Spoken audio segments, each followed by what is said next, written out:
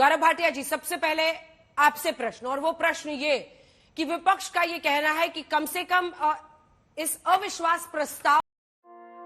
Hello दोस्तों, मैं आज फिर एक नई वीडियो लेके आया हूं। दोस्तों, आज तक के हल्ला बोल में संसद में अविश्वास प्रस्ताव को लेकर बीजेपी प्रवक्ता और कांग्रेस के प्रवक्ता के बीच तीखी बहसबाजी चली और अंजना ओम कश्यप ने बारी बारी से दोनों प्रवक्ता से सवाल पूछे और संजय निरुपम जी ने बड़ी सफाई से अपने जवाब दिए। तो दोस्तों, आइए शुरू करते हैं वीडियो। तो वीडियो में अंत तक बने रहे। गौरव भाटिया जी, सबसे पहले आपसे प्रश्न, और वो प्रश्न ये कि विपक्ष का ये कहना है कि कम से कम इस अविश्वास प्रस्ताव पर जब बहस होगी तो पीएम और तमाम नेता बाध्य होंगे, आपके मंत्री बाध्य होंगे कि वो मणिपुर पर जवाब दें। क्या उस नजरिए से ये विपक्ष की एक बड़ी जीत नहीं है अविश्वास प्रस्ताव लाना? अंजना जी, देखिए, सर्वप्रथम तो ये कहूंगा, ये बड़ा ही रोचक बात है कि जनता को जिस विपक्ष पर विश्वास नहीं है वो अविश्वास प्रस्ताव ला रही है उस सरकार के खिलाफ जिस पे जनता को विश्वास है। और अंजना जी, याद करिए 307। कौन भौंक रहा है ये बदतमीज? यहाँ पे काम चल रहा है और ये निकलो, बाहर निकालो इसको, बाहर निकालो डायरेक्टर। और अंजना जी, याद करिए 370 दिन पहले, 370 जो है बड़ा भारी रहता है विपक्ष पे, चाहे अनुच्छेद 370 हो या 370 दिन पहले की बात कर ले। इसी तरह से अविश्वास प्रस्ताव लाया गया था और वो आंकड़े मेरे समक्ष हैं। 325 वोट एनडीए के पक्ष में पड़े थे, अविश्वास प्रस्ताव गिर गया था और 126 यूपीए की तरफ से और जो विपक्षी दल है ये वोट पड़े थे। हुआ क्या था? वैसे तो इज्जत है नहीं विपक्ष की, क्योंकि सब जानते हैं ये भ्रष्टाचारियों का गुट है, वंशवादियों का गुट है, सांप्रदायिक राजनीति करने वालों का गुट है। लेकिन जो थोड़ी इज्जत बची थी वो भी चली गई थी। और उसके बाद जब लोकसभा चुनाव हुए थे तो डंका बजा था श्री नरेंद्र मोदी जी का। 303 सीटें भाजपा की आई और एनडीए की करीब 350 सीटें आई। इसी तरह से आप देखेंगे, दूध का दूध और पानी का पानी कहा जाता है। मैं कहूंगा अमृत का अमृत और विष का विष हो जाने दीजिए, आ जाने दीजिए परिणाम देश के। बहादुर कुंवर जिंदाबाद, ये कहते हुए पीछे आ।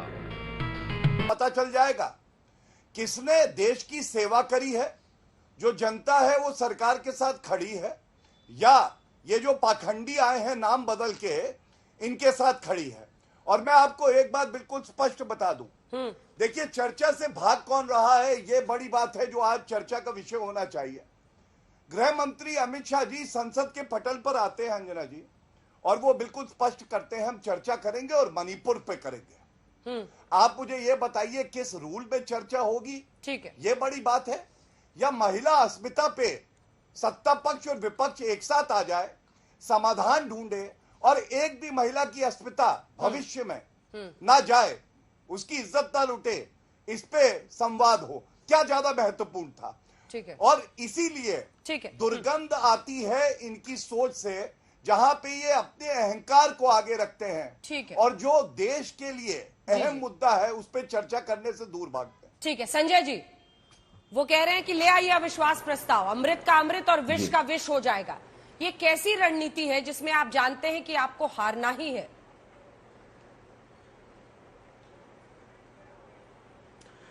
देखिए, सबसे पहले मैं आपके मुद्दे पे आने से पहले भारतीय जनता पार्टी के हमारे साथी जिस तरीके से विपक्ष के नेताओं और विपक्षी गठबंधन के बारे में आपत्तिजनक शब्दों का प्रयोग कर रहे हैं, उस पर मुझे तरस आता और कहीं ना कहीं लगता है कि कितना अहंकार आ गया इनके अंदर। पाखंडी, भ्रष्टाचारी, वंशवादी, दुर्गंध, इस तरह के शब्दों का इस्तेमाल मुझे लगता है सत्ता पक्ष के प्रवक्ताओं को विपक्ष के लोगों के लिए नहीं करना चाहिए, मेरा सुझाव रहेगा। दूसरी बात, अविश्वास प्रस्ताव क्या है? यह एक संसदीय जनतंत्र के तहत संसदीय प्रक्रिया का एक हथियार है और इस हथियार के माध्यम से जब विपक्ष पूरी तरह से हताश हो जाता है और सरकार,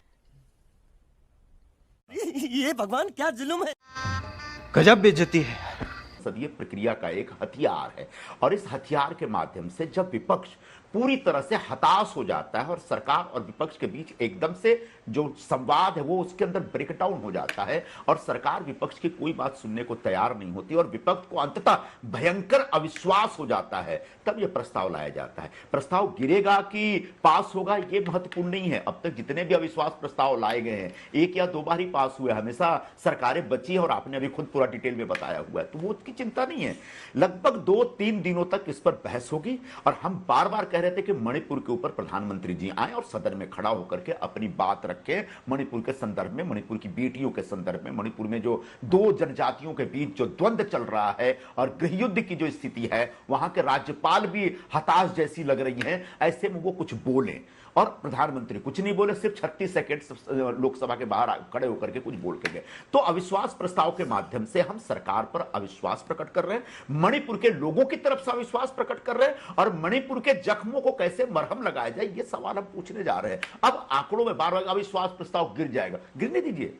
गिरने और पास करना हमारे लिए महत्वपूर्ण है। हमारे लिए महत्वपूर्ण यह है कि जो सरकार, जो प्रधानमंत्री खासकर 77 दिनों तक लगातार मणिपुर पर चुप्पी साधे रहते हैं। जब आपने मुझे प्रधानमंत्री रिबन काटने के लिए बनाया है क्या? छोटे मोटे उद्घाटन करते रहने के लिए बनाया है क्या? लगातार मणिपुर पर चुप्पी साधे रहते हैं। जब एक बहुत ही विभत्स वीडियो बाहर आता है तब जाके उनकी चुप्पी टूटती है। उसके बाद पिछले 1 हफ्ते से लगातार संसद में इसी विषय पे बहस चल रही कि किस नियम कानून के तहत मणिपुर पे चर्चा होनी चाहिए। सरकार में अगर थोड़ी सी भी अगर सभ्यता है या मणिपुर के जनजातियों के प्रति थोड़ा सा भी प्रेम है, आदर है या उनकी चिंता है, तो कानून और नियमावली के पचड़े में न पड़ करके सीधे बोलते कि अपोजिशन जिस धारा के तहत लाना चाहे लेके आए और चलिए मणिपुर के ऊपर चर्चा करते हैं। क्योंकि पूरा देश जानना चाहता है कि मणिपुर में जो हो रहा है इसके कारण क्या है। सरकार के पास बहुत सारे अपनी कुछ कहने के लिए बातें रहेंगी क्योंकि इनके पास इंटेलिजेंस ब्यूरो है। यहां पर ड्रग्स का इश्यू है क्या, यहां पर चाइना घुस गया है क्या, म्यांमार घुसा है क्या, 2 जनजातियों के बीच जो लड़ाई है उसके मूल में कारण क्या है, आखिर यह लड़ाई कब खत्म होगी या गृहयुद्ध कब खत्म होगा या आग कब बुझेगी, इसके ऊपर सरकार को ठोस तरीके से सदन में खड़ा होकर अपनी बात करनी पड़ेगी। और सरकार के मुखिया के अलावा मुझे नहीं लगता और किसी व्यक्ति के पास इतना बड़ा हक या अधिकार है या दायित्व है। तो प्रधानमंत्री जी को इस विषय पे बोलना चाहिए। हमारा आग्रह था। आखिरकार अविश्वास प्रस्ताव आज अप्रूव हो गया। अगले हफ्ते अविश्वास प्रस्ताव के ऊपर इनको तो दोस्तों तो करते हैं वीडियो को यहीं पे समाप्त। दोस्तों वीडियो आपको कैसी लगी, अच्छी लगी हो तो लाइक करें, शेयर करें और प्लीज़ अपने भाई के चैनल को सब्सक्राइब करें। तो करते हैं वीडियो को यहीं पे समाप्त।